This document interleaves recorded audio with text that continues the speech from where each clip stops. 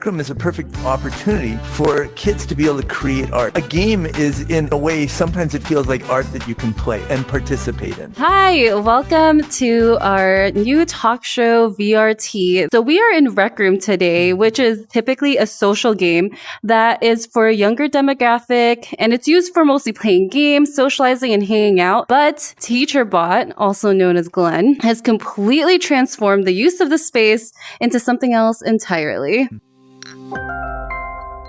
Glenn, do you want to introduce yourself? Hi there. So yeah, my name is Glenn, but in RecRoom I go as TeacherBot, and I started experimenting with RecRoom. It feels like about a year and a half ago. It must be possibly even more than that. I'm not even sure. I realized very quickly that it was just an incredible way for kids to experience VR and learn at the same time. Yeah, so you are a tutor in VR, which is a very wild concept, but wait until you guys hear about what it is that TeacherBot teaches exactly. Can you tell us what you tutor in? So when I started out, I really intended to just tutor other subjects in VR as a fun location and maybe a novel way of teaching, but I realized very quickly that it wasn't a really good use of the space, and then immediately started experimenting with the 3D modeling and game design aspects of RecRoom, which are incredible. They're just amazing. And so after not very long, I started working on those specifically. So teaching kids how to create in RecRoom, but also how to make games that they could themselves play and invite friends to play and learn a lot, in the skills between the 3D modeling and some of the logic you need to figure out different circuits. Yeah, just creating games and creating art in RecRoom. Yeah, that's so freaking cool. When I first heard about this, it just blew my mind. First of all, tutoring in VR is crazy enough as it is, but then when you told me that it's teaching kids how to make their own games, I just had to see this for myself because I couldn't comprehend that this was even possible. So you talked about how RecRoom has a lot of features that makes this possible. Can you tell us about those features and how you were able to use that to do your tutoring sessions? Yeah, so I mean, the features that are most helpful is there's a lot of maps. Like the map we're in, for example, is called Cyberjunk City. It's so pretty. It was created for, it's amazing. It was created for laser tag, but it's a template that RecRoom has made available for the creators on their platform. And so my students love to come in here and work in this because it's such an incredible map. And so we've done paintball games and basically usually shooting games in this map. But there's also a lot of other assets that are created that the students can just basically select with their maker pen and be able to add to their game. And just a really great streamlined system for coming up with a game in a relatively short period of time. Okay, so you mentioned the maker pen in RecRoom and about how you use this to create games, but I think it's still a very hard concept to grasp because it was hard for me even when you explained it to me previously. So I'll try to give a little bit of an explanation. We did get to try this. Like TeacherBot gave me a lesson. It was amazing. So this is the maker pen, and we went into an open empty map, and on this maker pen, it's basically you can open up a bunch of different menus and menus that can pull up shapes. Actually, you can explain it a little bit better. What kind of options are there in this maker pen? So the main options are there's a maker pen and then there's a palette menu. So usually you pull out the maker pen and often you open up the palette menu, and on the palette menu you can work with shapes. So those are especially the 3D modeling things, but then there's also gadgets, including chips that work for basic programming. So and crazy. Even some quite complex programming, yeah. And then there's also gadgets that allow you to spawn in certain places, allow you to create trigger zones where if you step into them, a character will spawn. And of course there's inventions. You can make your own inventions, you can use other people's inventions, and you can even pay with coins in the RecRoom system to pay for inventions that other creators have made. And so you can incorporate those into your games and hangout spaces. Yeah, so it's wild. I didn't know that RecRoom had this feature until you showed it to me. One of the things that we got to do, for example, so we went to an empty map and TeacherBot taught me how to drop a car into the map. And then we also took out, what was it? An engine rotation? Yeah, it would have been a rotator, Yeah. rotator gadget. So we spawned a car, and then we spawned a rotator gadget, and then from the maker pen, you can create a wire going from the car to the rotator gadget. Then you can open the rotator gadget specifications and show, you can pick which direction it spins in, how fast it goes, and then that will physically rotate the car around the rotator in the game. I know it was something so simple. It took us like maybe 5 minutes max to do, but it was incredible. Like, even. Yeah, the things you can do in RecRoom after you showed me, because I had no idea about this, was insane. One of my favorite things to do also is just to create a really tall tower, and you can do that with some of the options on the maker pen.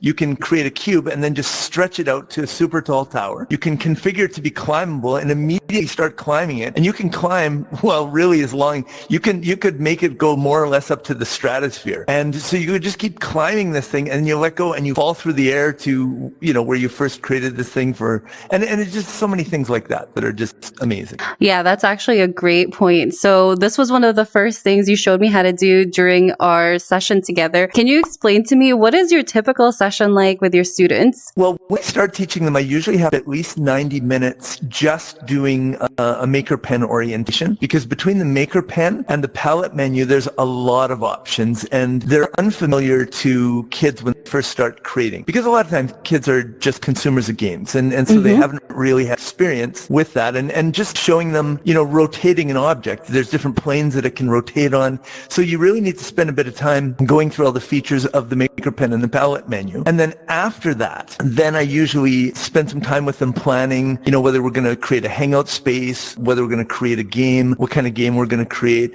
And so there's a little planning that goes into it. And other times it can be just kind of spontaneous. I mean, it can be kids just want to just experiment with stuff. But a lot of time we sit down and plan a game, and then we work towards that goal.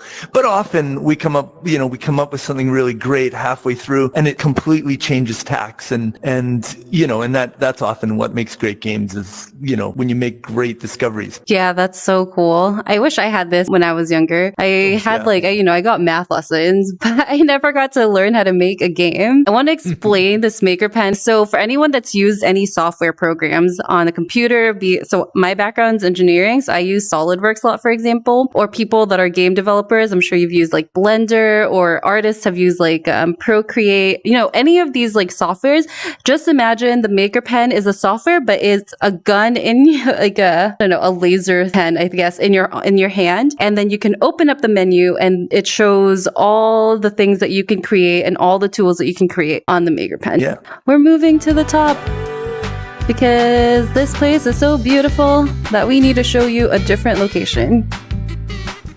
This is only one of the maps too in RecRoom, which is wild.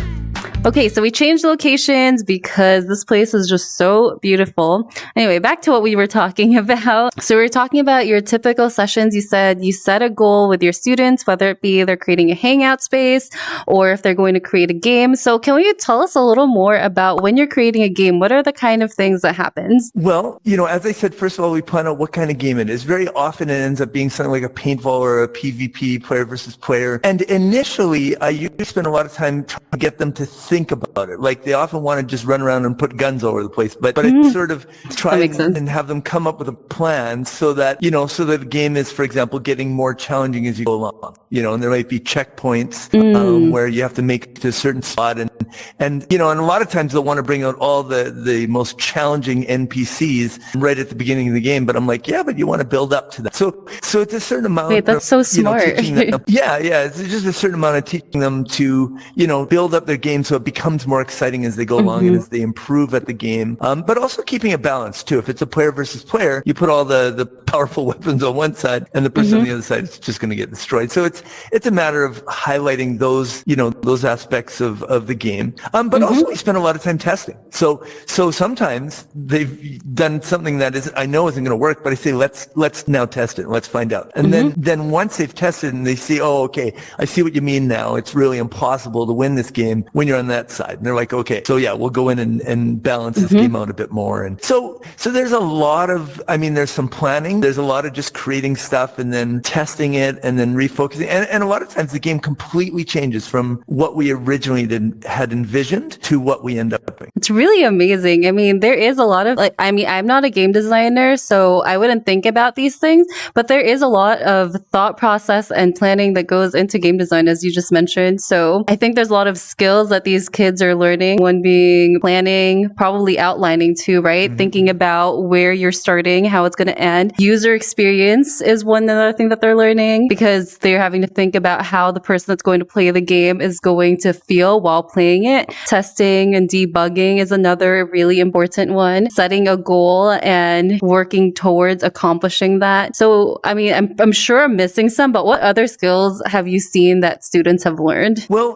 the one that really comes to mind is the fact that I've had students who, when they first get into VR, all they really want to do is, run around, fire guns at things. But as we get more into the game development process, then you see them, and as they get better at refining their game and improving their game, you see a lot of focus come out. And so there's times where I'm like, hey, we really need to test this. And they're like, no, I want to perfect this right now that I'm working on. They might be creating a building, Biden or something like that. But so it goes from sort of being kind of all over the map and being unfocused to I really want to work on this and get this just right. That's amazing.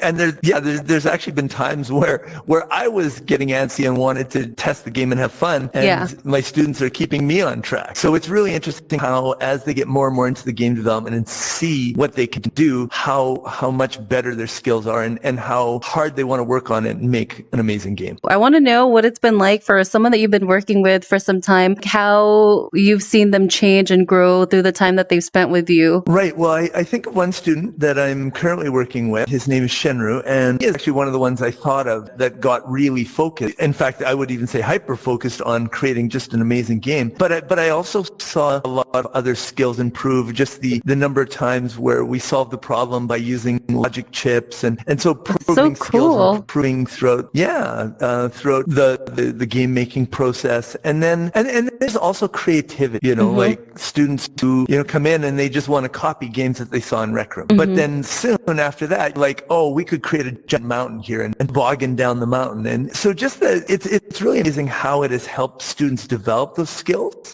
So yeah, I mean, there are many more things too. There's so many things you learn from this kind of work. Unfortunately, too many people see it as like more screen time, right? Yeah, it is. That's a great point, because I am a content creator on the internet. I get a lot of comments from kids and messages from kids saying, I wish I could play VR, but my parents won't let me because they think I play too many games already. And I know you have a totally different opinion of that, because while yes, VR is used mostly for games, it actually has so many other benefits, and this tutoring is one of them. Oh yeah. Well, creating is something that comes, I think, very naturally to humans. I mean, we create art, and I mean, RecRoom is a perfect opportunity for kids to be able to create art, and that really, I mean, a game is, in a way, sometimes it feels like art that you can play and participate in, and that's so what beautiful. Makes virtual reality. I guess, yeah. But it's what makes virtual reality so different from even a two-dimensional computer screen. There's amazing things that you can do with a PC and that. But the thing about creating a world in VR is you're in that world and you're experiencing that world. And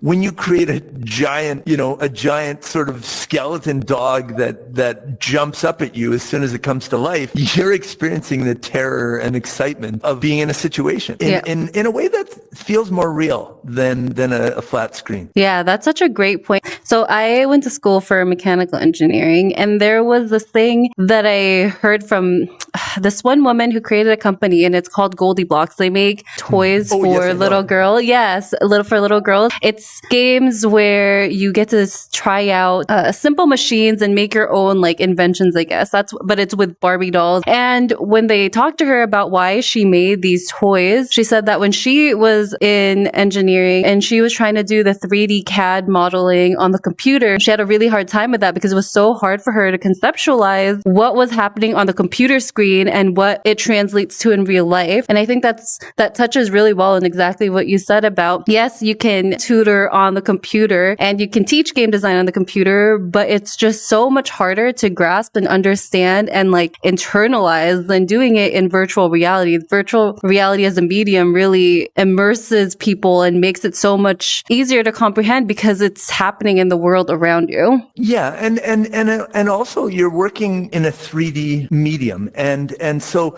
you know, when you're creating a space that the players can walk through, you've got to imagine how high it must be, and sometimes things happen where, you know, a student created a trigger volume but created too low on the ground, and my avatar is taller because I'm taller in real life, and so we have to problem solve and go, okay, like, I don't set off your trigger volume, so what are you going to have to do? Oh, maybe I could scale it up to be higher. So there's a lot of problem solving too, and yeah, so I mean there are so many things that you discover by experiencing it that makes so much more sense. Yeah, that's such a great example. And for those that don't know what he's talking about when it comes to trigger volume, because I also didn't know until I had a session with him, a trigger volume is like a volume of space. So say it's a rectangular prism and you would create that in an area. And if your character was to walk through that, then it would trigger some sort of action to happen inside the game. But what TeacherBot is saying is sometimes the kids make those too low. And as you can tell, we don't have legs in RecRoom. When he walks through the trigger volume, he's just floating above it. So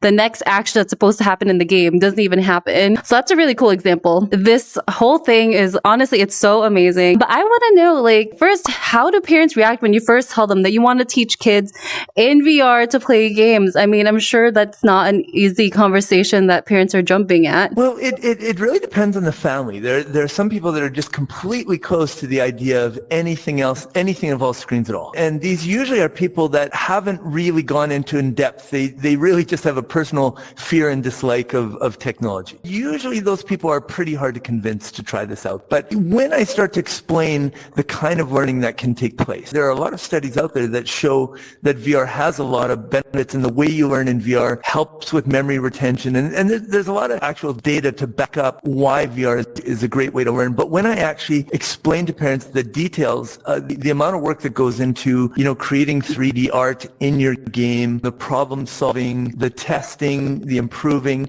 and all this is quite common in most provinces in Canada and states in the US have a curriculum to do this kind of learning. So, I mean, once they realize this is actually part of their child's learning, then they're usually much more open to it. What about your students? How do they react to this when you first try to get them involved and then after they've been involved for a little bit? Most students, when they first get into VR, especially if they're completely new to VR, they're just sort of running around and shooting things and really not terribly focused, but just the novelty of it just is amazing.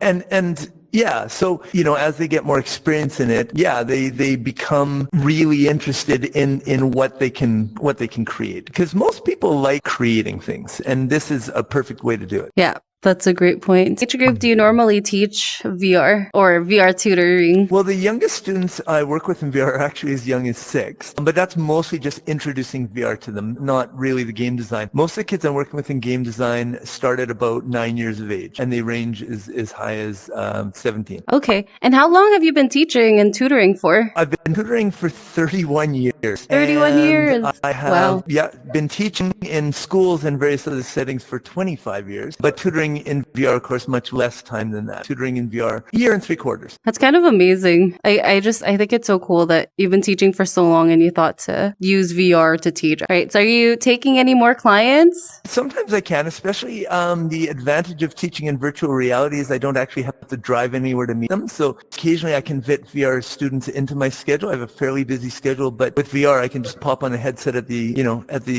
time we've decided upon. So it is definitely easy to fit a few more students into my schedule. That's amazing. And if people wanted to get tutoring from you or, reach out to you, how would they contact you? Well, the best way is with my website, and I'll just say it, but we could probably put a link somewhere down below. And my website is glenkachmar.ca, and we'll put a link to the virtual reality page for those that would be interested. And that's actually the best way to get a hold of me. Thank you so much for watching this episode with TeacherBot. Look out for a future video because we're going to make Glenn showing exactly what TeacherBot's tutoring sessions look like. Hope to see you there. Bye! And make sure to subscribe and like the video. Bye! I hope you enjoyed this episode. If you haven't seen my other episodes of my VRT talk show, I'm gonna link the playlist right here, so you should just go there right now. It'll be great. Did you not click yet? You should click right there.